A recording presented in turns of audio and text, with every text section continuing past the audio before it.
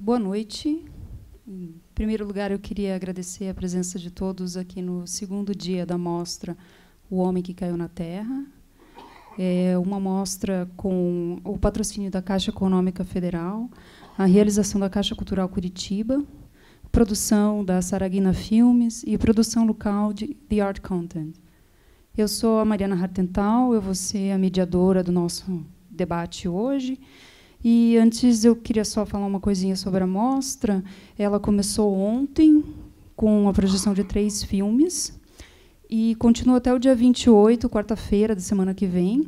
Todo dia teremos 2 a 3 filmes, né, com entradas a preços populares de R$ 2 e R$ 4. E também parte dessa mostra são esses debates, como o de hoje, em que o jornalista e pesquisadora Bonico Smith e o jornalista e DJ Hermes Pons vão discutir a relação da cidade de Berlim com a trajetória artística do David Bowie, né? Sexta-feira a gente vai ter mais um debate, também às 19 horas, sobre o uso de substâncias psicoativas e a contracultura, tá? Esse debate será com os pesquisadores Alessandro Andreola e Cassiano Fagundes. Como vocês sabem, mas para deixar avisado, esses debates são gratuitos, só precisa chegar com 30 minutos de antecedência para pegar o ingresso. Ok? Bom, agora eu passo a palavra. Nós vamos fazer, primeiro a gente vai fazer uma conversa aqui mais do palco mesmo, e depois a gente vai abrir para a plateia, para vocês conversarem com os debatedores. Tá ok? Obrigada. Oi, gente, boa noite. Em primeiro lugar, desculpa que eu estou ainda tentando me recuperar de uma gripe. Vou tentar tossir o menos possível aqui. Até segunda-feira ainda estava de cama. Nem sabia se ia conseguir estar aqui. Então, eu acho legal começar esse debate sobre a influência de Berlim na obra do Bowie, na obra e na vida do Bowie, falando exatamente o que era Berlim nessa época. Porque a cada ano que passa, a gente vai tendo uma ideia muito mais distante do que era o mundo nos anos 70. A gente já não consegue lembrar ainda o que era o mundo antes do Google, em 98, quanto mais nos anos 70, onde as comunicações ainda não eram muito... utilizavam muitos satélites, né? Era mais difícil a comunicação através de meios de comunicação, era só rádio e televisão, né? E Berlim era uma cidade encruada no meio da Alemanha Oriental. Como a gente fez aí o primeiro mapa, seguinte, depois, em 1949, depois da guerra, a Alemanha se dividiu em 2. Tem a Alemanha Ocidental, do lado esquerdo, e a Alemanha Oriental, que ficou sob o comando da União Soviética, dos países comunistas do lado direito. E Berlim é aquela cidadezinha ali no coração, exatamente no coração, quase próximo à Polônia até, da Alemanha Oriental. Então, ela também foi dividida, a partir de 61, com um muro construído de um dia para o outro. Muita gente, quando acordou no outro dia, levou um susto porque tinha um muro construído, você já não podia mais passar para o outro lado da cidade. E com a mesma divisão, o lado ocidental de Berlim ficou sob o comando da Alemanha Ocidental. E o lado oriental de Berlim ficou sob o comando da Alemanha Oriental. E aí, no próximo slide, eu ponho aqui... Na verdade, a Alemanha ficou destroçada depois da Segunda Guerra. Então, um grupo comandado por França, Inglaterra e Estados Unidos comandavam certas regiões da Alemanha Oriental, e essa mesma divisão foi feita em Berlim. Então, esse é o mapa de Berlim. Então, a parte norte é comandada pelos franceses, a parte central pelos ingleses, a do sul pelos norte-americanos, e toda a parte leste de Berlim pelos soviéticos. E ali, o tracejadinho ali em preto, é o Muro de Berlim. Então, isso foi em 61, afetou toda a questão social, política, econômica da Alemanha na época. E Berlim se tornou uma cidade quase fantasma no mundo, sem comunicação. Para você ir de Berlim para a Alemanha Oriental, você tinha que passar por uma estrada, eu não sei agora quantos quilômetros, você lembra quantos quilômetros, Hermes? Bom, enfim, uns 200, 300 quilômetros. Eu pulei essa parte da autoestória, Bonico. Tá, você foi reprovado na autoescola. Não sabe de Autobahn. O único Autobahn que você sabe é do Kraftwerk. Só do Kraftwerk, cara. Então, você tinha que dirigir uns 200, 300 quilômetros até chegar na Alemanha. Então, Berlim era uma ilha, praticamente.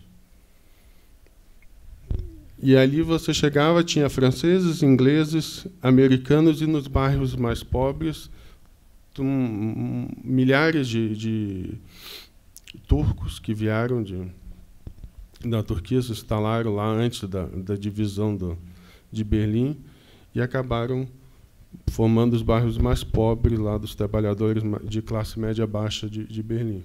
Então, essa era a situação de Berlim. Você quer falar um pouquinho sobre a juventude de Berlim naquela época? Como é que era a diversão? Eu acho que você consegue falar sobre isso com um pouquinho mais de propriedade que eu, Bonico. Eu peguei mais uma parte do contexto do Bowie mesmo. Se a gente chegar naquela parte ali, a gente consegue explicar melhor. Assim. Então, eu vou falar basicamente a parte da música. Começaram a se formar grupos musicais na Alemanha que a imprensa britânica chamou de Krautrock. Kraut, na verdade, é metade da palavra que forma a palavra repolho. Repolho é Sauerkraut. Sauerkraut é erva azeda. Chucrute, né? Erva azeda. Chucrute. Literal é erva azeda. Chucrute. Que é o repolho, né? Que é o, então, e esse termo Krautrock acabou ficando para designar o som que se fazia naquela Alemanha final dos anos 60, começo dos anos 70 já, que era um som todo particular, não tinha igual no eixo Inglaterra, Reino Unido e Estados Unidos. Era um som com uma batida mais mecanizada, mais repetitiva, uma coisa mais percussiva. Eu acho que aí eu consigo te dar uma ajuda nessa parte. Na verdade, o que caracterizava o krautrock era justamente esse uso massivo de sintetizadores. Assim. Nessa época, foi logo depois, alguns anos depois da invenção do transistor, quando começou a se popularizar o uso de sintetizadores, etc. Esse movimento começou a pipocar em vários lugares do mundo, na realidade. Mas na Alemanha isso era um pouquinho mais proeminente, assim, o pessoal começou a usar mais essas coisas de sintetizadores e o que seria hoje o equivalente a baterias eletrônicas e etc. Então, vários grupos da época famosos, que acho que o Bonico vai falar deles daqui a pouco, como o Tangerine Dream, o Neu, o Kraftwerk, que é a pedra fundamental dessa história toda, né? Na Alemanha, começaram a criar sons novos, um tipo completamente diferente de rock. Se chamava de rock, ainda não existia essa divisão entre rock e música eletrônica, né, na época. E isso foi uma das coisas que criou o interesse do Bowie em ir para lá, né?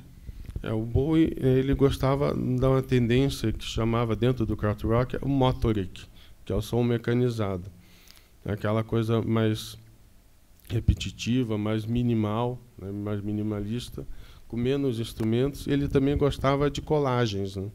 Colagens que o pessoal fazia à mão, cortando fita, cortando com tesoura, gilete, colando a fita na própria fita, né? E esse pessoal que fazia as colagens e fazia o motorik, então começaram a formar o que a imprensa britânica chamou de krautrock, que foi o que chamou a atenção do Bowie no começo dos anos 70. Então, já a partir do próximo slide, a gente tem aí a mola mestra do krautrock, o produtor chamado Conny Plank. Através dele, nos estúdios dele, várias bandas famosas se formaram. A mais famosa, talvez, as que vocês conheçam mais, é o Kraftwerk, usina de força em alemão. Essa é uma foto do final dos anos 60, começo dos 70. Acho que ainda não tinha nem o quarto integrante. Aí o Neu, são esses dois aqui que saíram do Kraftwerk para formar o Neu. Eles saíram em 70, 71, antes do Kraftwerk começar a fazer as obras-primas. Então, o Kraftwerk era os dois de antes e mais esses dois do Noia. O Noia era o que usava a batida mais repetitiva, mais minimalista, que veio a apaixonar o Bowie. O Bowie usou muito disso adiante, em Heroes, em outras músicas, e o Noia também veio no que muitas bandas pós-punk começaram a adotar como batida industrial, tipo P.I.L., o Gang of Four, Perry Bull, agora não estou lembrado assim de... Então, a próxima, depois do Noia, o Faust era uma coisa mais Sonic Youth, era uma coisa mais de colagem, assim, era uma expansão de um som, aí, de repente, dava uma queda, ficava uma coisa mais minimalista, uma guitarra só, um teclado tocando. Então, o Faust já não era aquela coisa batida, percussiva, direto. Aí, a próxima... Aí entra o David Bowie no Ziggy Stardust, 72, 73, que é quando a gente começa a falar propriamente do David Bowie. Enquanto aquela molecada estava fazendo sons livres, experimentando até onde podia ir com a música na Alemanha, o Bowie já se tornava um popstar no Reino Unido e na Grã-Bretanha. Ele começou a ser projetado ao estrelato com a história do Ziggy Stardust, que era um alienígena que caía na Terra e se transformava em rockstar. Depois ele matou o Ziggy Stardust como personagem, aí adotou para um outro personagem. Cada disco ele adotava um personagem. Aí ele fez esse disco chamado Diamond Dogs. Isso aqui não é um personagem, isso aqui é a capa, mas é o cabelo que ele utilizava para o Ziggy Stardust, e a imagem do raio que se formou depois como uma das imagens mais icônicas do David Bowie. Isso aí é 73. Aí no próximo slide, são as fotos que ele fez para o disco e para a turnê do Diamond Dogs, em 74, que é o disco que tem Rebel Rebel. Ele também com esse cabelo vermelho, ainda da época do Ziggy Stardust, já trocou de figurino, mas ele usava um tapa-olho para designar essa época do disco. Aí no próximo, volta aí. Aí o próximo personagem que ele fez foi o Thin White Duck, em 76, para o disco Station to Station. Hermes? Aqui eu acho que é legal a gente começar a falar mais sobre o que estava acontecendo com o Bowie para ele tomar a decisão de ir para a Alemanha, né? Essa aqui ele já estava nos Estados Unidos, né? Nessa época, ele já tinha sido alçado à condição de superstar, ele já era um superstar do rock, e isso influenciou pesadamente a carreira dele, assim, a vida dele, na realidade, a vida pessoal, né? Então ele começou a ter problemas pessoais com a esposa na época, que era a Angie, não cuidava do filho dele, por exemplo, e estava envolvido ele tinha um problema sério com drogas, né? Na época era com cocaína. Sexo, drogas e rock and roll. Exatamente. Foi literalmente a fase sexo, drogas e rock and roll. Gente, morando em Los Angeles, começo dos anos 70, né? Primeira metade dos anos 70, ainda não tinha aquela restrição que depois veio nas nossas vidas, na vida da juventude, que era a AIDS, né? Sim. Então o pessoal pisava na jaca mesmo, né? O pessoal gostava de usar jaca de pantufa nessa época. O próprio Bowie, em uma entrevista alguns anos depois, falou assim que ele definiu Los Angeles como um inferno para esse tipo de coisa. Falava assim, se você é um pesadelo, porque todo mundo te para na rua, todo mundo quer falar com você, e toda essa coisa do uso massivo de drogas, etc. E isso influenciou pesadamente na carreira dele. É bom a gente falar aqui, nesse ponto, que toda essa coisa da construção dos personagens dele era um pouco para buscar buscar uma identidade. Ele estava atrás da própria identidade, na realidade, mas ele buscava isso através dos personagens e, ao mesmo tempo, ele estava fugindo de quem era o verdadeiro Bowie. Isso aí a gente vai explicar. À medida que a gente for contando a história, vocês vão entender como é que funciona bem. Assim. Chega um período que isso fica completamente saturado. Ele tinha praticamente uma obsessão com o expressionismo alemão e com algumas ideias relacionadas à ordem, etc. O Abonico pode falar um pouco melhor sobre o White Duck a respeito disso. Ele colecionava vários artigos da cultura alemã, sobretudo artigos históricos referentes ao nazismo, embora ele sempre tenha falado que nunca teve qualquer simpatia com relação ao regime nazista ou aos nazistas, mas isso também, na época, rendeu um monte de problemas com relação a isso, porque ele vivia vestido meio que a caráter, assim, uniformizado. Ele gostava dessa ideia de disciplina, de rigor, que os militares nazistas impunham na Alemanha. Então, e aí isso vem na formação do primeiro personagem de um filme que ele interpreta, que é o próximo slide, que é o outro alienígena, a segunda alienígena na vida do David Bowie, que é o homem que caiu na Terra. O filme passou na mostra ontem, aqui, que abriu a mostra.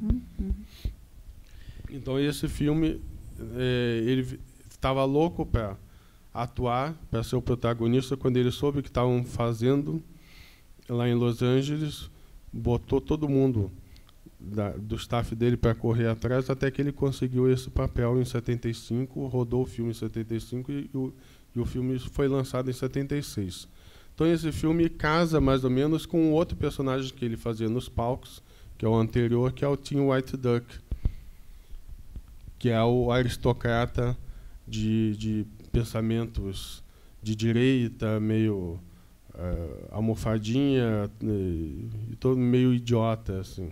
É bom lembrar também que o Bowie, antes de começar a trabalhar com música, ele era formado em artes cênicas, né? Ele era um ator antes de ser um músico, né? Então ele gostava de misturar essas coisas, e por isso que ele criou também tantos personagens e tinha toda essa questão da performance de palco dele e da banda. E desde 67 ele já gravava vídeos para as músicas dele, né? Ele interpretando as músicas, mas ele interpretando de um modo diferente, que não era ele, como o Hermes falou, que o Bowie nunca tinha sido Bowie, ele sempre arrumava personagens para as músicas dele. Aí, até que em 76 a situação dele fica insustentável com relação às drogas, o filho dele começa a chamar a babá de mãe, porque ele e a Andy quase nunca estão em casa, quase nunca dão atenção para o filho, estão sempre regados a sexo, drogas e rock and roll, com vários amantes pendurados no pescoço, cada um, homens, mulheres. E aí eles resolvem dar um tempo de Los Angeles, também por causa do imposto, não é só por causa das drogas. E um pouquinho para fugir da polêmica dessas coisas de ele colecionar artigos de mitaria, etc. Né? Exatamente isso. Isso teve um impacto super negativo na opinião pública, assim, a respeito dele. Então, a imagem dele nos Estados Unidos estava desgastada por causa disso. Mas daí ele foi para Berlim? Não. Para escapar disso? É a parte que a Bonico vai falar agora. Aí ele vai para Genebra. Acha uma casa vizinha do Charlie Chaplin, da família do Charlie Chaplin, em Genebra. A Andy fica encantadíssima por Genebra, a casa é linda, na beira de um lago, paisagem assim bucólica. Só que aí o Bowie chega na casa com a Andy e com o filho. Ah, tá, então agora você fica aí que eu levo o menino, que se chamava Zoe na época. Mudou para Duncan depois, né?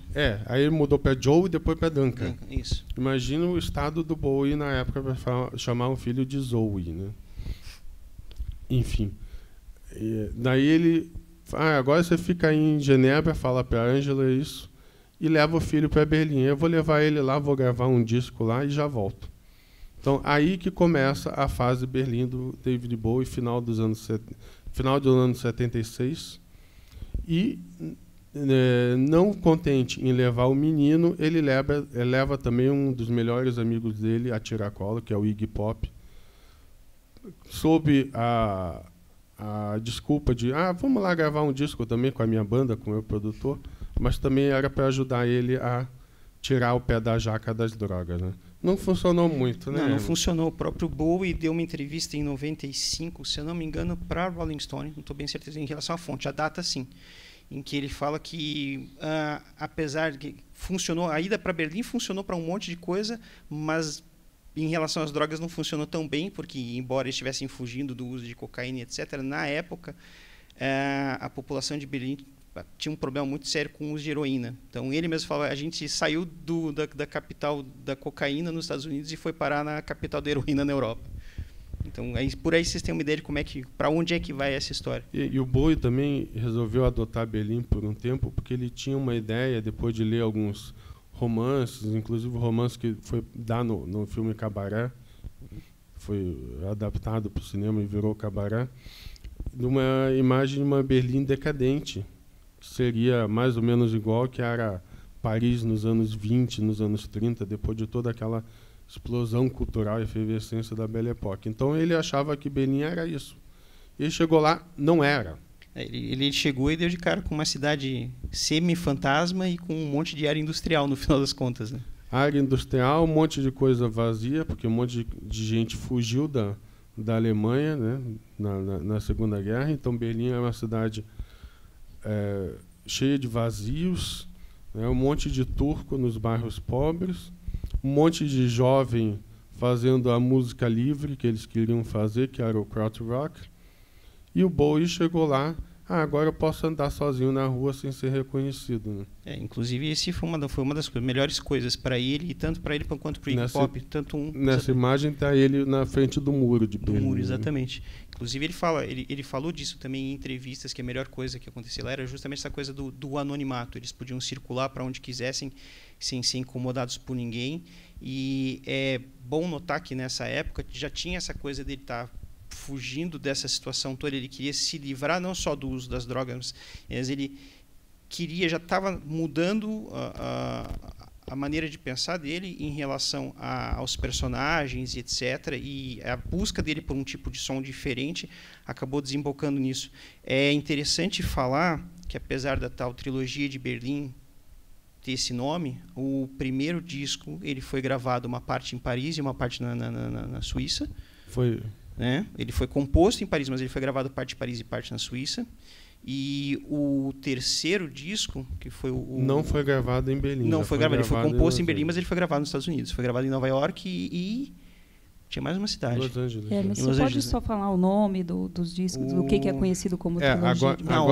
Agora a gente vai falar propriamente dos discos. Né? Vamos lá. O Bowie gravou 4 discos no período de 1 ano. Ele estava tão viciado, entre aspas, pelo trabalho também, né, além da droga que ele continuou usando lá em Berlim. O Iggy Pop chegou a falar que eles usavam droga direto 2 dias, 2 dias eles descansavam e saíam pela cidade e 3 trabalhavam. Essa era a semana. Só para responder a pergunta da Mariana, o primeiro disco é o Low, o segundo é o Heroes e o Lodger é o terceiro da trilogia. E certo? ainda tem mais 2 discos irmãos, que são os 2 discos do Iggy Pop, né? Exatamente, que ele gravou lá. O Idiot e o Lust for Life. E o Lust for Life. A gente vou pedir para mostrar as 4 capas dos discos que o Bowie gravou em 1 ano direto, com a banda dele. Isso aqui é mais... Depois a gente volta para esses artistas aqui. Isso. O primeiro disco, o Low, saiu em janeiro de 77. Essa capa Essa é uma foto do Homem que Caiu na Terra. Um estilo do Homem que Caiu do Céu. Ele só mudou o fundo. E, na realidade, o Low tem... Isso é uma história não confirmada. Ele não confirmou, mas também não desmentiu. Mas existe uma história recorrente na história dele, que o Low é uma espécie de trilha do Homem que Caiu na Terra que ele não chegou a lançar, que ele foi composto basicamente com composições que ele tinha feito inicialmente para trilha e que várias composições sobraram, e a partir daí que ele gravou o Low. A gente já volta a falar do Low. Então, aí em março de 77 lança o The Idiot, que é produzido pelo Bowie e pelo Tony Visconti, gravado com a banda do Bowie, e o artista principal é o Idiot. Quase todas as músicas são assinadas pelo Bowie, mas quem fez as letras foi o Iggy Pop. E esse é de março. Aí em agosto, março a agosto não tem nem 6 meses, gente. O Iggy Pop lança o segundo disco também gravado nesse esquema, que é o Lust for Life. E aí o próximo disco, em outubro de 77, sai o Heroes. Então esses 4 discos o Bowie fez no período de 1 ano. Entre o final de 76 E em agosto de 77 ele gravou tudo isso, trancafiado no estúdio no Hansa, em Berlim, que depois o YouTube faria o Arthur Baby em 91, o Depeche Mode viria a gravar vários discos lá também nos anos 90. Ele fez esses 4 discos lá, né, nesse primeiro ano dele em Berlim. Então, você fala um pouquinho do Low, enquanto eu tomo um pouquinho de água? Claro, por favor, né, cara? Uma coisa que é interessante do Low, desse disco, além do fato que eu já comentei com vocês de que ele é uma espécie de disco de, vamos dizer assim, de sobras de composições que ele teria usado para a trilha do Homem que Caiu na Terra, é que existe uma ruptura, aí sim já começa uma ruptura do Bowie em relação à música que ele fazia até então, porque todo o lado B do Low é instrumental, e o Bowie até então era conhecido como um intérprete de músicas, etc., cantava, etc. Ali você já percebe que existe uma vontade de mudar o tipo de som que ele estava fazendo até então e a busca dele por outras experimentações, etc. Tem toda a questão do Brian Eno ajudar nas composições. A gravadora, na época, reclamou bastante do disco, porque diz que enfim, porque não tinha nenhum hit, né, no final das contas. E isso, segundo declarações do Eno, do Bowie e do... Como é que era mesmo o nome do produtor? Desculpa. O Tony Visconti. O Tony Visconti era exatamente o que eles queriam. Já começa do nome do disco, né? Exato, Low, quer dizer, desacelerar. E é uma coisa também que tem a ver com o estado de espírito do Bowie na época, né? Como ele estava fragmentado por causa de todas essas situações que ele estava passando nos Estados Unidos e depois foi lá para a Suíça e depois veio para a Alemanha. Então, isso tudo se reflete na história do disco. Ele parou de fazer turnê, né? Outro dado interessante, parou de ser o popstar dos palcos, né? Ele rompeu com o empresário, mandou o empresário às favas em 75. Então, agora eu vou cuidar da minha carreira, eu vou fazer o que eu quero, do jeito que eu quero. Foi isso que a gravadora reclamou, né? Então, ele resolveu fazer um disco que seria considerado um suicídio comercial. Né? No caso dele, o nível que ele estava de estrelato na época era, de fato, um suicídio comercial. Acabou não sendo exatamente isso, né? Mas o valor do disco foi... O lado A, embora seja chamado comercial, também não tem músicas para tocar na rádio. Né? Não. Acho que, com exceção de Sound and Vision, não tem o nada, resto assim. não tem nada que se aproxime de um hit. Sim, de uma canção que... as letras também são meio fragmentadas, fica tudo muito esparso, assim, é uma coisa meio...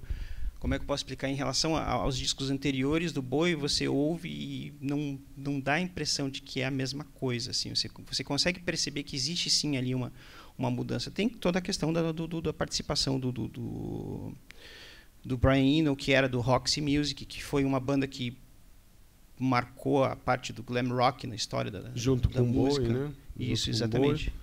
E aí ele saiu, o Brian Eno saiu do Roxy Music, começou a fazer o que foi chamado de ambient music, que é a música instrumental para ambientações. Uma música mais etérea, mais viajandona, assim. Sem muitos significados, assim, mais para você escutar. Mais abstrato isso em mesmo. 74, 75. E o Bowie chamou ele para ser o segundo nome, o segundo compositor do disco. O Brian Eno depois virou produtor do YouTube, hoje produz Coldplay e tal. Acho que chegou a produzir o Depeche Mode, não lembro se produziu. O Eno, não, acho que não tenho certeza. Enfim, mas o Eno também virou produtor depois, mas aí ele participa como músico e como autor das músicas. Ele é coautor de quase todas, né? Meio que o Tony Visconti deixava os dois no estúdio em piloto automático. Sim, Fiquem brincando aí. Essa parte do Tony Visconti, deixar o pessoal brincando e etc. Depois a gente entra nisso, porque tem a parte da história de Heroes que é interessante e que está diretamente ligado ao Tony Visconti, né? Deixar o Bowie e o Eno no estúdio, e ainda tinha outros músicos experientes que tocavam na banda do Bowie, então é meio que deixar os garotos brincando ali de fazer música. E aí, falando do lado B, que o Hermes falou que o lado B é instrumental, o lado B eram músicas maiores, mais longas. A primeira faixa, o Varsava, o Bowie cantava num dialeto que não é língua nenhuma, ele só juntava fonemas. A última música, Subterranean, que é uma homenagem ao Jack Kerouac, o escritor beat, um livro dele chamado Subterranean. ele faz como se fosse uma missa, tem um monte de elemento de vocal de cantochão. Tem uma referência ao Florian Schneider do Kraftwerk também, né, em uma das faixas. Eu acho que essa é no Heroes. É do Heroes. O Vitor Schneider é do Heroes. Enfim, mas aí começa ao Bowie como o mundo não conhecia, né? Ele foi se isolar em Berlim para começar a achar as origens dele mesmo, a ser ele mesmo dentro dos discos, né? E aí, vamos lá. Vamos pro Heroes. Depois a gente volta para os discos do Iggy Pop. Aí ele faz o Heroes logo depois de fazer o Low. E, na verdade, assim, não para, lança o Low, não faz turnê, continua gravando, experimentando. Aí que começam as experimentações, né, que o Hermes falou do Florian Schneider, do Kraftwerk. Aí que entra mais a sonoridade do Motorik, também do Krautrock, nas músicas, aquelas batidas repetitivas, 4x4, mecanizadas. Fala um pouquinho, Hermes. Cara, o que mais eu posso te dizer a respeito do Heroes, cara? Tem toda essa questão é complicado falar de um cara quando você é fã, né? Tipo, é difícil você falar alguma coisa e não soar apaixonado, assim, mas eu consigo. Você tem mais experiência nisso do que eu, cara. É até complicado falar perto de você em relação a essas coisas. E como que foi a recepção do Heroes na época? Foi um pouco melhor que a do Low, assim, mas... porque as pessoas já tinham acabado de receber o Low, Maria. Exato, é. Né? Então, o choque já tinha acontecido. Sim. Estava anestesiado um pouco. É mais ou menos isso. Assim, acho que não deu tempo do pessoal se recuperar da pancada do Low e já veio o Heroes, né? O Heroes também tem várias faixas instrumentais, né? Sim, ele é um pouco mais palatável, assim. Você nota que ali já tem uma... Você já nota um Bowie mais maduro nesse processo de composição, já é uma coisa mais firme, assim, né? Não que o outro disco fosse... Ele já está menos fragmentado, assim. A identidade dele, a identidade que ele começou a construir a partir da trilogia, que se fixou depois nos discos que ele lançou a partir dos anos 80, fica mais clara a partir daqui. E aí vamos falar um pouquinho da capa do Heroes, que é uma capa bastante icônica, que é preto e branca, vai fundo na questão do expressionismo alemão, que ele sempre foi apaixonadíssimo por essa estética visual, e a capa remete a um artista do começo do século XX chamado Egon Schiele. Tem uma foto, né? Você trouxe aí. Tem uma ilustração. Aí volta para a capa do Iggy Pop também. Na verdade, essas duas fotos foram tiradas ao mesmo tempo. Foram tiradas em 76, pouco depois que eles chegaram.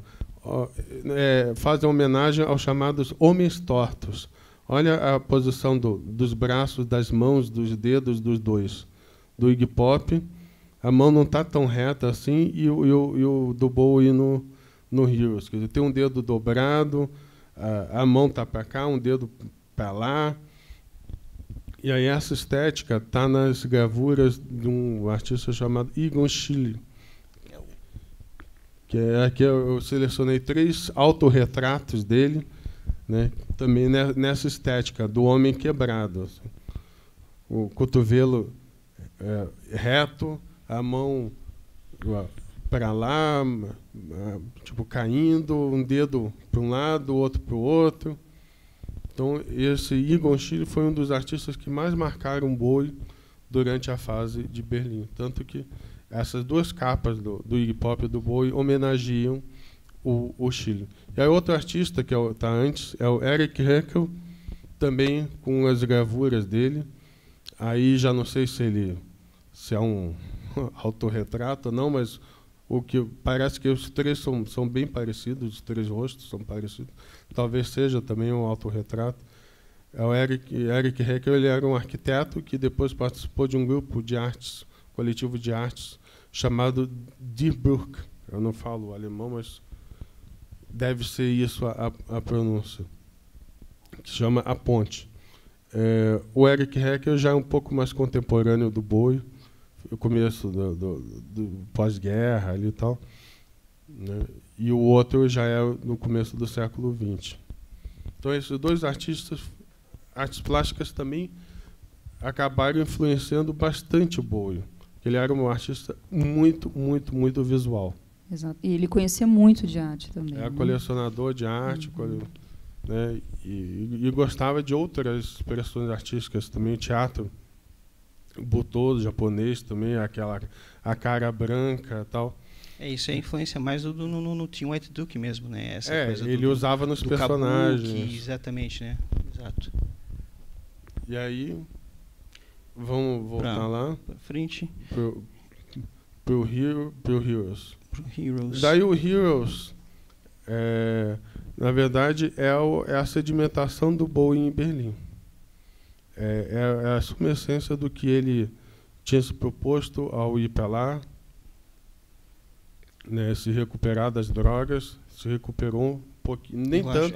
Eu acho que aqui eu também posso te dar uma mão melhor nessa parte. Essa fase, a partir de 77, é a fase em que o Bowie começa, vamos dizer assim, a levar a sério a proposta de se livrar das drogas, e ele entra numa catarse de trabalho super violenta, assim. Ele começa a passar horas e horas e horas no estúdio. O Brian Eno deu entrevista mais de uma vez falando que nessa fase ele ficava às vezes 6, 7, 8 horas no estúdio, ia para casa, mandava um ovo cru para dentro, deitava, dormia 2, 3 horas e voltava para o estúdio, assim.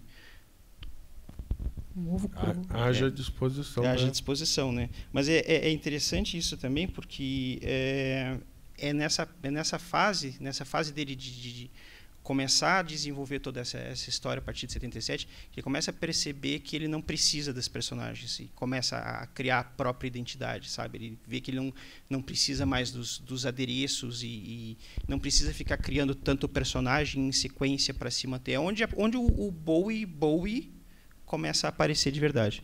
E acho que essa é a primeira capa que não é um personagem, né? Que não é um personagem, exatamente. Na verdade, é ele mesmo, né? E aí ele volta a fazer turnê, né? Depois de 2 anos afastado. Em 78, ele leva o repertório do Low e para o Heroes para os palcos, uma turnê chamada Isolar Tour. E aí, entre março e dezembro de 78, ele faz essa turnê, que aí ele começa a voltar a ser o David Bowie. O Bowie sendo Bowie. Coisa que nunca tinha sido, né? O Bowie nunca tinha sido Bowie. Exatamente. É engraçado, né, que nessa busca por todas essas pessoas, etc., ele começa a se desapegar disso em Berlim, e toda essa influência da cidade, da coisa da cidade estar vazia, do anonimato, que era uma coisa que ele queria muito quando ele foi para lá, como isso serviu como um processo de desconstrução das pessoas para ele se achar, né? Sabe, assim, ele encontrou a coisa o vazio da cidade, fez com que ele se livrasse de todas essas coisas para começar a aparecer como ele mesmo. E aí, então, né, ele faz essa turnê, acaba o ano de 78, ele engata em 79, fazendo o 3º disco dessa trilogia de Berlim, que é o Lodger.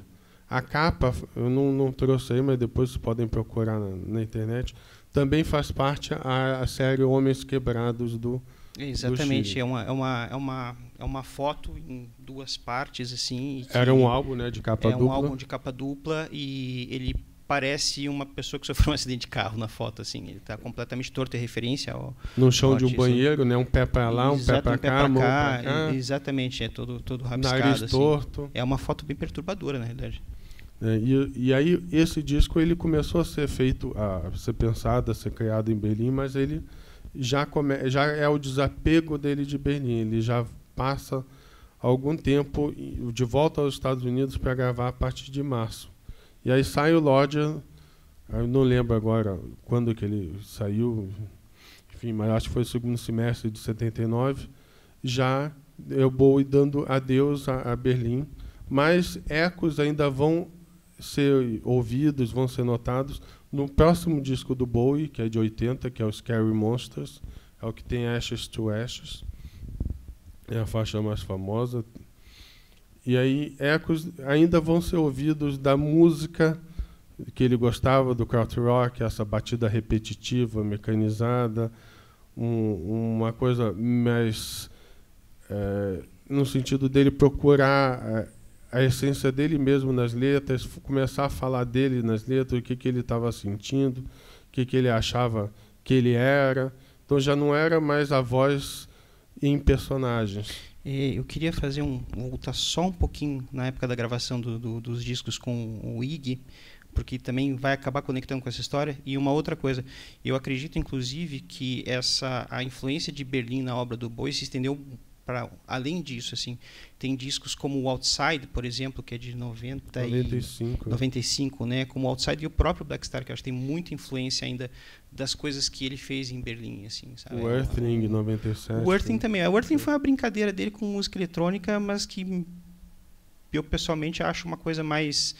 Estou querendo embarcar na onda do eletrônico, porque foi na época que deu o boom de eletrônico mesmo, assim, e que, claro, é Bowie, é tão bom quanto, mas distou um pouco da obra dele no geral, assim, né?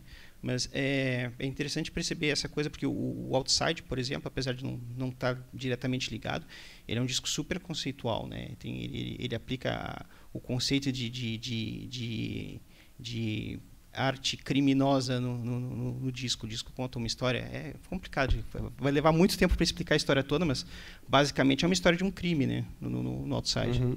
E aí, a outra coisa que acontece também nos anos finais dele, da trilogia de Berlim, é o Bowie deixando de ser músico. Ele gosta da experiência de atuar no Homem que Caiu da Terra, que sai em 76. Ele luta por um papel, um filme alemão que estava sendo feito em 77, chamado Just a Gigolo, que também está na mostra, passou ontem, mas parece, segundo eu vi lá, volta a ser exibido domingo aqui. É um filme alemão que é lançado em 78, com a Marlene Dietrich, que é uma das grandes idolatrias dele no cinema, né? O Bowie sempre foi fã da cultura alemã e sempre idolatrou a Marlene Dietrich. Então, quando ele soube que ela estava no filme também, ele fez mais força para conseguir esse papel e acabou conseguindo esse papel. O filme saiu em 78 e a gente começa a ver o Bowie passando de músico para ator. Mas é bom, falando da Marlene Dietrich... Aqui é uma foto do Just a Gigolo.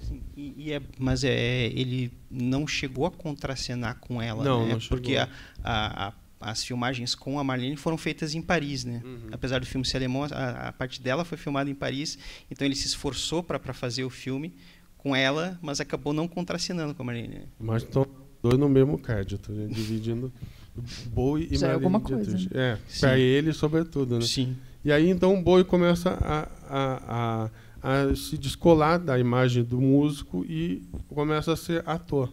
Aí, a próxima imagem é um videoclipe de 79 da música Boys Keep Swinging. Aqui é o Bowie sendo o primeiro artista a explorar a função do videoclipe como tal, porque antes o videoclipe o que era? Era o artista fazendo performance da música, tocando, cantando, de frente para uma câmera, como se estivesse se apresentando num show ou num programa de televisão. Então, esse aqui é o primeiro videoclipe do Bowie que já usa de narrativa, de cortes, ele faz um personagem que não é o personagem da música, mas enfim, é o personagem. E aí o Bowie começa a fazer, na sequência, 5 videoclipes entre 79 e 80. É o primeiro artista, antes mesmo da MTV estrear, a MTV estreou em 81 nos Estados Unidos. Então ele também, bom de certa perceber forma, o caráter visionário dele nisso, né? É o antecessor do videoclipe. Explorar novas formas, né, de trabalhar a arte de uma forma geral e não só a música. Ele descobriu lá em Berlim. Então aqui é da música DJ. O próximo é do... eu agora não lembro o nome dessa música. Mas ele é o Anjo da Morte. A letra fala sobre o Anjo da Morte. Essas 3 músicas são do Lodger, são do último disco dele, da fase de Berlim. E aí a quarta é o Pierrot do Ashes to Ashes, que é em 80. E o quinto é o Fashion. Os 5 videoclipes foram feitos pelo Bowie junto com o diretor David Mallet. Então aí acaba a fase Berlim, né? Isso. Ele volta a ser o astro de Sound and Vision, música e imagem juntas. A gente já não consegue mais descolar o Bowie vendo ele só como cantor, né? Aí sim, passa a fazer imagem, essa coisa da imagem para do toda Bowie música. já sem personagens, né? O Bowie sendo o Bowie. Ele ainda tenta, ele para frente ele ainda brinca um pouco, não com a coisa de persona, mas de sair do protagonismo, né? Que é uma coisa que ele também buscou, que foi a época com o Tin Machine que ele produziu. O Tin Machine tem três discos, 2 ou 3 discos, né? Eu sei que Tin tem dois. Machine, O que é a terceiro banda, né? é a banda Tin Machine, Isso, que é a lança banda o Tin primeiro Machine. em 89. Exato. Com um dos guitarristas com quem ele trabalhou nessa fase final de Berlim, chamado Adrian Belew, né? Aí ele vira apenas um integrante dentro da banda, né? Isso depois dele... Lá depois, em 89, mais 90. pra frente. É isso. E só... Daí ele sai de Berlim que ano? Ele sai em 79. 79, isso. E vai para... Aí eu não lembro pra onde Vai para que Nova ele York. Ele já vai para Nova Ele York? já vai para Nova York. E fica lá até o final da vida. Exatamente.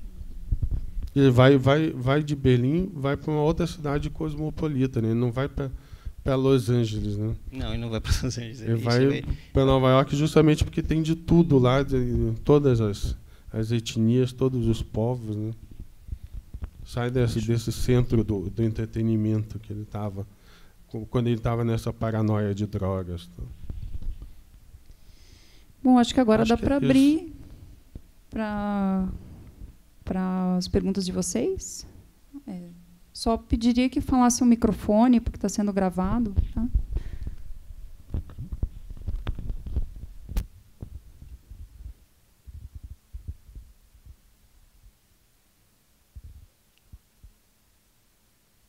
Alguém? Calma, não todo mundo ao mesmo tempo, por favor. Um de cada vez, por favor. Boa noite, aqui é Augusto. Augusto. Recentemente saiu um documentário sobre estúdios, né? Eu acho que está até no Netflix, salvo engano, e que mostra uma gravação de um dos discos do Estúdios que o Bowie convida o Iggy Pop, eu acho que ele estava na Inglaterra ainda, para ir lá gravar. E assim, eu senti no documentário assim, o Iggy meio ressentido, ele se sentiu meio usado pelo David Bowie. E eu fico pensando como foi essa época mais para frente, né, na Alemanha, como era a relação entre eles estavam bem em sintonia ou eram... Eu acho que eu posso fazer essa. Só deixa eu fazer a introdução da resposta. Vai lá, vamos o Iggy Pop era representado pelo mesmo empresário do Bowie quando os estúdios acabaram, quando virou só Iggy Pop e Estúdios.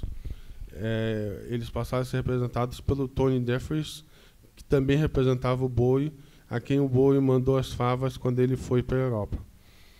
Então, o Tony Jeffries era meio que um sugador mesmo. Ele explorava comercialmente o Bowie e ele explorava comercialmente o Iggy Pop. Quando ele viu que o Iggy Pop só queria saber de droga, não dava para ser comandado, ele meio que descartou o Iggy Pop. Tirou do escritório dele. Então ele ficou meio que sem pai nem mãe. E isso foi um dos motivos que fez o Bowie levar o Iggy Pop junto nas turnês que ele fazia para abrir os shows. E depois fez o Bowie levar o Iggy Pop para a Europa para tentar reabilitar ele das drogas. E aí tem um ponto que é interessante falar, que é o seguinte: pela questão do Bowie ter participado ativamente das gravações desses discos do Iggy, o Iggy era um cara difícil com a banda. Isso aí está documentado em um monte de entrevista e livro e etc. Assim, ele é um cara que tinha uma relação conturbada com as bandas de uma forma geral. Então o pessoal não tolerava muito bem ele. E o Bowie também teve esse trabalho de manter a banda unida ou puxar os músicos dele para ajudar na gravação dos discos, etc. Mas uma coisa que não se fala muito, mas que também é uma coisa que o próprio Bowie falou a respeito disso em entrevistas depois, é que ele, de certa forma, usou o Iggy como uma espécie de cobaia para experimentar o tipo de som que ele queria fazer. Então, esse ressentimento que você estava falando, que você acha que o Iggy tem, de certa forma, se justifica por causa desse tipo de coisa, sabe? Como eu falei, o próprio Bowie admitiu em algum momento que ele usou essa gravação dos discos com o Iggy para experimentar sons que, claro, isso sim ele não admitiu, né? Mas ele também não nega que é coisa de... Eu vou experimentar sons que, assim, se funcionar, eu começo a fazer, entende? E talvez por isso o Ig tenha se ressentido dessa parte, entende? Que ele manipulou um pouco a história para que ele fizesse algum tipo de som, criasse alguns sons que são bacanas também, porque esses 2 discos do Ig são sensacionais, mas ele usou o cara como cobaia. E ele usa exatamente esse termo na entrevista, sabe? Eu meio que usei o Ig como cobaia, sabe? Então, provavelmente vem daí esse ressentimento que você estava falando que está no documentário. Mas o Bowie também usava todo mundo, né, na carreira dele. Artistas plásticos, artistas estilistas. Ele queria, eu quero desse jeito, então eu vou usar o teu trabalho, eu vou usar o teu nome. Ele sempre foi reconhecido por isso. Ele era o camaleão, mas também era um tanto de vampiro, assim. Para ele criar as personas, para ele fazer o nome.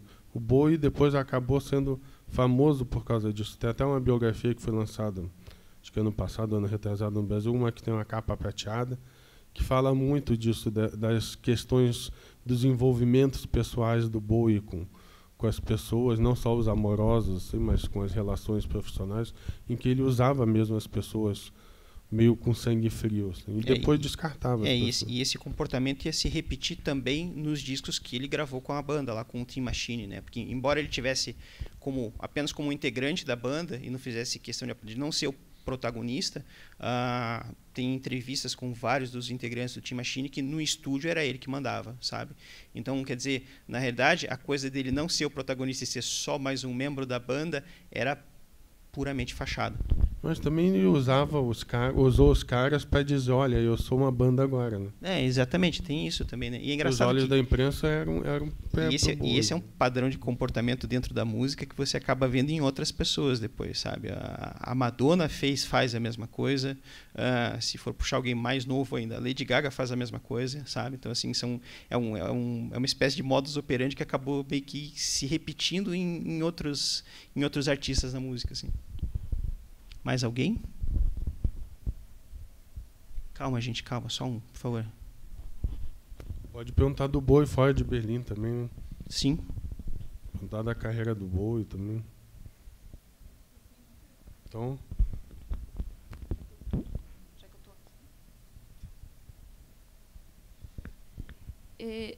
Oi. Eu acho interessante que para mim é difícil de compreender uma discrepância entre o que aparece no começo da carreira dele, essa coisa do glam rock e coisas até da imagem dele, roupas super coloridas, uma coisa que me parece assim bem solta, andrógina, e essa coisa da atração pelo krautrock e por Berlim, essa cidade meio complicada, assim, meio pesada, com uma história super pesada. E esse tipo de música tão assim, que me parece bem diferente do que ele estava fazendo. Como é que você vê isso? Foi uma quebra ou há um ponto total de contato aí? Eu acho que eu posso, enquanto o Bonico pega o microfone, eu posso falar um pouco a respeito disso também. Em uma das entrevistas do Bowie sobre a fase dele em Berlim, ele fala que ele foi para lá também porque ele queria, embora ele quisesse o anonimato, ele queria sentir algum tipo de pressão. Ele falou, e não tem lugar para você sentir mais pressão do que na Alemanha nessa época, né? Justamente por causa do muro e toda a pressão sociopolítica da época. Em uma cidade encruada dentro do território oriental, dentro do território soviético ali, né? Exato. Podia voar bomba pela cabeça a qualquer momento, né? Exatamente. Eu não vejo como uma coisa antagônica, não, esse negócio do glam e da coisa decadente, do cabaré decadente de Berlim. Eu só vejo como dois fatores, dois elementos assim que são diferentes, mas não são antagônicos. Um não se opõe ao outro. Assim. Um é mais colorido, o outro é preto e branco, do expressionismo de Berlim, mas só com relação à paleta de cor. Acho que não... eu acho que tem um outro aspecto que é interessante de notar nisso aí também, é que o Bowie sempre foi muito bom em identificar tendência. Justamente essa coisa, essa verve empresarial dele, vamos dizer assim, sabe, que está relacionado a essa coisa do comportamento que a gente acabou de discutir, etc. Ele sempre foi muito bom em identificar tendências. Sabe, ele foi assim? o primeiro então, a mandar o patrão embora e a ser trabalhador dele mesmo. Exatamente. Já começou... ele pegou, ele era muito bom em pegar a onda no começo, assim. Então foi o que ele fez com a coisa do glam rock, entendeu? E depois em todas as outras, né? Essa coisa de explorar o vídeo como um formato para não só para divulgar, mas trabalhar música, etc., de juntar a coisa de imagem e som, sabe? O lance de surfar na ondinha do eletrônico na época do Earthling, sabe? Ele sempre foi muito bom em sacar movimentos, ou quando eles estavam muito bons, ou no comecinho, assim. Então, eu acho que tem muito a ver com isso que você está falando agora, dessa coisa de você identificar a época dele das personas, né, de quando ele criava os personagens que tinham toda essa coisa colorida, etc. E como isso foi se diluindo no processo à medida que a carreira dele foi avançando. Assim.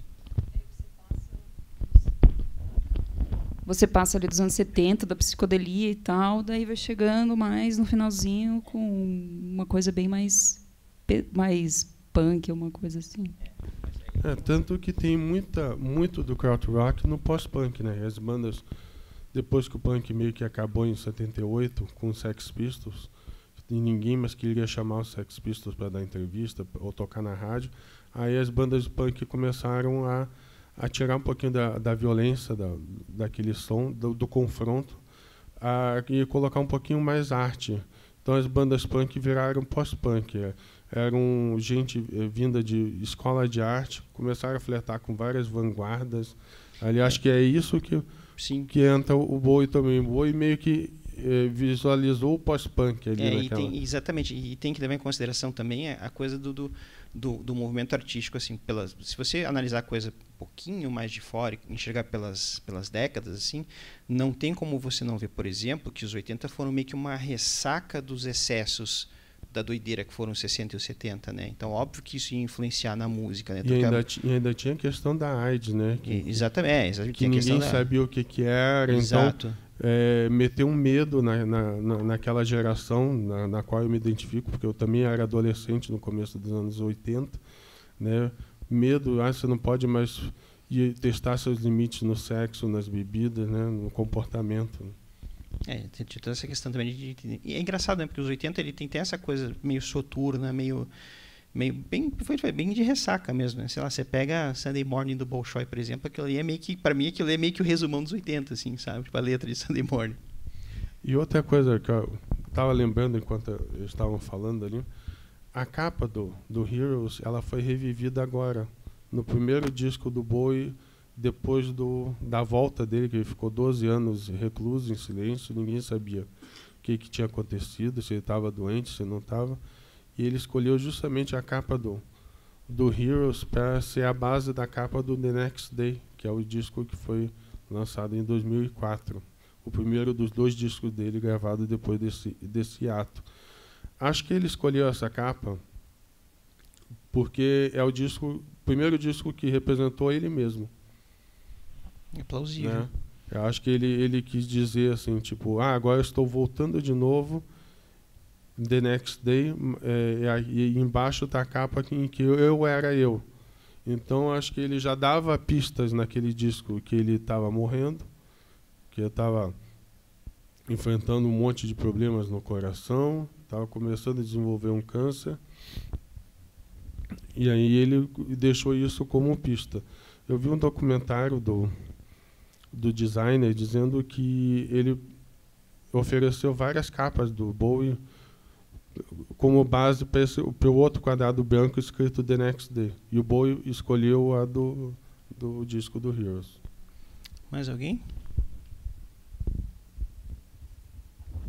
Como você abriu a possibilidade de falar de outras coisas que não seja Berlim, você falou por que ele ficou tanto tempo afastado nesse período dos anos 2000? Na verdade, a gente tem, como fã, a gente tem muita curiosidade de saber da vida até um pouco mais pessoal dele também. Vamos lá. Né? O que vocês sabem da vida dele que possa nos Em 2003, falar ele lançou um disco, acho que Hitten, né? Lembro se Hitten em 2002. Enfim, em 2003 ele saiu em turnê. No meio da turnê ele cancelou tudo. A turnê está cancelada, não vou mais fazer show, vou me retirar, vou ficar em silêncio. Não deu mais entrevista, não deu mais nada. E todo mundo ficou meio assim, mas por que será que aconteceu? Até que ele lançou esse disco, The Next Day, em 2004, também sem dar entrevistas, não falou sobre o disco, só lançou o disco. Voltou a lançar esse disco, Black Star, agora em 2016, 2 dias depois ele morreu. Aí que começaram a vir um monte de informações que ninguém sabia sobre a vida do Bowie. Na verdade, o Bowie parou a turnê porque ele teve o primeiro dos 6 ataques do coração. Ele teve 6 infartos, quase em sequência. Foi uma recomendação médica, médica para o Bowie parar e se recolher. Isso foi durante a turnê, né? Ele poderia morrer a qualquer momento. E aí, né, foi por isso que ele se recolheu, passou a viver lá com a família dele, ninguém sabia o que ele estava fazendo, gravou esses discos em segredo, obrigou todo mundo que participou desses discos a manter segredo por contrato, dizendo que estava participando de uma gravação no Bowie, mas ninguém sabia quando que esses discos ia sair, o que ia ser feito nessas músicas, nada. Então, na verdade, ele deu essa parada por questão de saúde. Ele sofreu 6 infartos e aí acabou desenvolvendo esse câncer que evoluiu rapidamente e se tornou um câncer terminal. Aí que ele resolveu gravar esse disco de despedida para os fãs, deixando várias mensagens assim, codificadas e dizendo que ele estava se despedindo mesmo. É literalmente uma despedida esse álbum. E o câncer durou, foi 18, foi 1 ano e meio, né, cara? Esse último, né? Exato, exatamente. A partir do momento que ele foi diagnosticado com câncer, foi 1 ano e meio e... Ele teve um câncer antes, mas ele se tratou, se recuperou, além dos infartos. E aí esse foi o fulminante.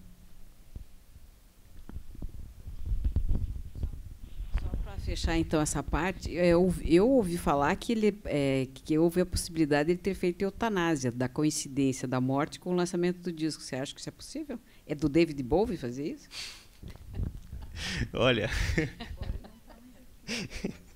Olha, depois que ele apareceu atuando em Twin Peaks ano passado, eu vou acreditar em tudo que o Bowie tenha feito. E eu vou um pouquinho além, cara. Depois que ele fez uma pontinha em Zoolander, eu acho que eu acredito em qualquer coisa dele. Mas assim, eu acho que seria é meio que levar a arte para um ponto... Ele discute isso no Outside, na realidade. Eu estava falando a respeito do conceito por trás do álbum, né, do Outside, a coisa do crime artístico, né, que trata de um criminoso que faz obras de arte com as pessoas que ele mata, etc. E é um conceito de arte levado ao extremo. Assim, eu acho que isso seria... honestamente, eu não acho isso muito plausível, mas é uma coisa que é bem boa. Assim, tipo, não é plausível, mas se fizesse era a cara dele. Assim. Eu, pessoalmente, não acho que tenha feito eutanásia. Não. Acho que eu já sabia que ia morrer a qualquer momento, ele preparou tudo. Assim, até porque... Foi apenas coincidência a morte dele perto do dia do aniversário dele. Pois é, eu penso que se fosse fazer a eutanásia, ele fazia no dia certo, né? Tipo, não ia deixar para 2 dias depois, sei lá. Vai ver, ele queria ver a reação do mundo, né? Como é que o mundo reagiu quando eu lancei o disco? Não, mas ele podia fazer o seguinte, ele podia fazer a eutanásia no dia certo e ficar, não, peraí, não. Só diz que eu fiz a eutanásia e que eu morri, eu vivo mais 2 dias, depois se mata que é para confirmar a história. Mas enfim, não, eu acho que não. Eu acho que... Mas todo o astro do rock está cercado de lenda, né? É meio complicado, assim. Música em geral tem muito disso, né?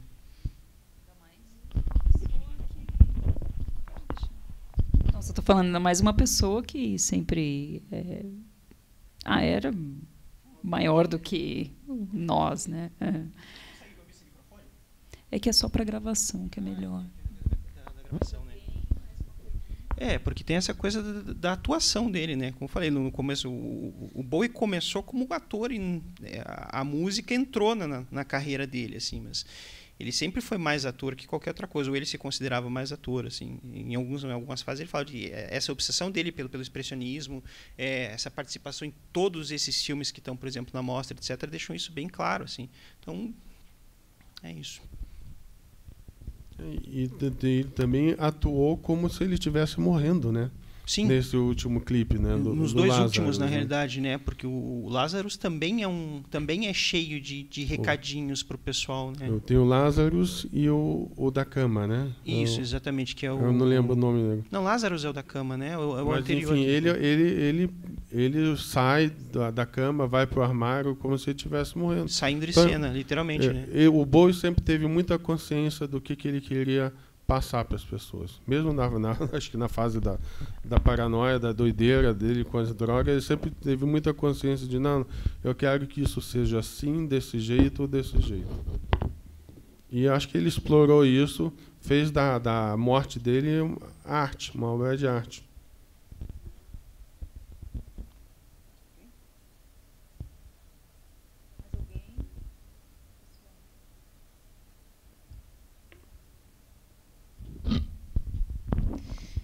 Bom, tem mais alguma coisa que vocês queriam comentar? Sobre o Bowie especificamente não, mas se alguém gostou do que eu falei, eu tenho um trabalho chamado Mondo Bacana, com O, Mondo Bacana. Procurem na internet, né, um site de informação sobre música, cinema, quadrinhos, coisas bem bacanas. É super bacana mesmo. E eu acho que se vocês concordam, podia deixar o e-mail de vocês ou alguma coisa, se alguém quiser então, entrar em contato com Mondo, com M-O-N-D-O, Mundo em italiano, mondobacana.wordpress.com e abonico, A-B-O-N-I-C-O, @gmail.com. Ou Abonico, primeiro e único lá no Facebook. Tem o Abonico 1, Abonico 2, os dois sou eu, então. Você está criando vários personagens também. Sou eu e o Bowie. Bom, para quem quiser continuar a conversa fora daqui, vocês podem mandar e-mail para hermespons@gmail.com ou podem me procurar no Facebook também, Hermes Pons. Vocês dificilmente vão achar outro Hermes Pons lá, para falar a verdade. Não vou achar nenhum, na realidade. Eu não tenho 2 perfis, que nem o Abonico, né? E é isso. Na verdade, são os 2 lugares onde vocês podem me achar para a gente continuar a conversa, se vocês quiserem. Obrigado. E pegue um livrinho que está ali, quem já pegou, legal, leia. Quem ainda não pegou, pegue, que tem vários textos de jornalistas do país inteiro, eu incluído, sobre várias fases do Bowie. Eu escrevo ali sobre a primeira música que ele lançou como David Bowie, chamado Space Oddity, que também é a antivisão do homem indo à Lua. Também tem aqui playlists com esses códigos que eu não sei usar, mas vocês provavelmente sabem. E outras informações bem bacanas aqui nesse catálogo. Ninguém tem mais nenhuma pergunta mesmo? Colaboração, opinião? Então, eu vou convidar vocês mais uma vez para ver os filmes, né, que a gente vai estar mostrando e participar sexta-feira também do debate. Venham que vão estar 2 caras bem legais daqui da cultura de Curitiba, o Alessandro e o Cassiano. O Cassiano é músico, escritor, o Alessandro é editor, escritor também. E vai ser um debate sobre, como eu falei, o uso de substâncias psicoativas de uma forma bem adulta, assim, um assunto super polêmico que a gente quer fazer uma conversa racional e responsável. Eu queria também aqui agradecer ao pessoal da Caixa, aqui, Derico, Gregório, Christopher, Alan, quem mais? Ronaldo. E o Eric. Agradecer o apoio de todo mundo, tá ok? Rafaela Tasca, que não está aqui, mas está em espírito, presença. E o David Bowie, que está em espírito. O David Bowie está em espírito. Esperamos. Obrigada, pessoal. Até mais.